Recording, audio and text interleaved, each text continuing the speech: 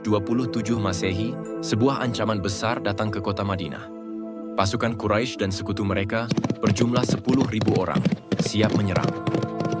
Di tengah kepanikan, seorang sahabat bernama Salman Al-Farisi memberikan ide cerdas, menggali parit di sekitar Madinah, taktik yang belum pernah digunakan dalam Perang Arab. Pasukan muslimin bekerja keras menggali parit sebagai benteng pertahanan. Dengan hanya 3.000 orang, mereka harus melindungi Madinah dari serangan besar. Saat pasukan Quraisy tiba, mereka terkejut melihat parit yang dalam.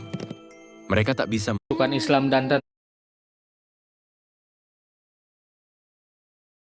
Seperti inilah dahsyatnya pertempuran Yarmuk ketika pasukan Islam dan tentara Romawi sudah saling berhadapan, maka perang pun dimulai. Ribuan panah langsung dilesakkan oleh Romawi secara bertubi-tubi menyebabkan beberapa pejuang muslim gugur seketika. Bahkan Abu Sufyan sampai kehilangan penglihatannya karena terjangan panah yang turunnya seperti hujan. Setelah itu Romawi melancarkan serangan dalam skala besar. Di saat yang sama Panglima Khalid juga langsung memerintahkan pasukannya untuk menyerbu. Suara takbir menggema di langit Yarmuk sampai akhirnya pertempuran pun pasukannya akan menyerang Mekah. Kota itu ternyata sudah sepi, hanya ada Abdul Muthalib yang terlihat pasrah. Beliau bersimpuh di depan pintu Ka'bah dan berkata, "Ya Allah, ini adalah rumahmu dan kami pelayanmu. Kami tak mungkin sanggup menghadapi Abrahah dan bala tentaranya." Tiba-tiba jutaan burung ababil datang sambil membawa batu dari neraka. Lalu mereka terbang mengitari Ka'bah seperti sedang tawaf. Itu dilakukan sebagai penghormatan terhadap rumah Allah. Di sisi lain, ketika Abrahah tiba di gerbang kota Mekah, tiba-tiba gajahnya ketakutan dan gak berani masuk. Mereka berusaha menariknya, namun gajah itu malah mengamuk hingga Abrahah terjungkal ke tanah. Di saat itulah jutaan burung tadi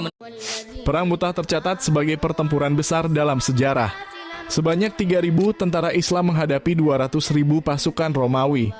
Meski pertempuran sangat dahsyat, hanya 12 sahabat yang gugur sebagai syuhada dan mendapatkan kedudukan mulia di sisi Allah.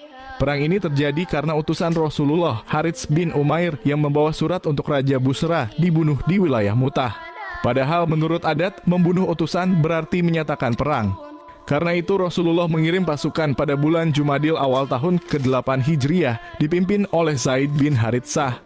Beliau semangat memasuki kota Mekah dari berbagai arah, sambil mengumandangkan takbir, tahlil, dan tahmid. Kedatangan pasukan ini menimbulkan ketakutan di kalangan orang-orang Quraisy, yang bergegas berpencar untuk menghindari bertemu dengan pasukan Islam.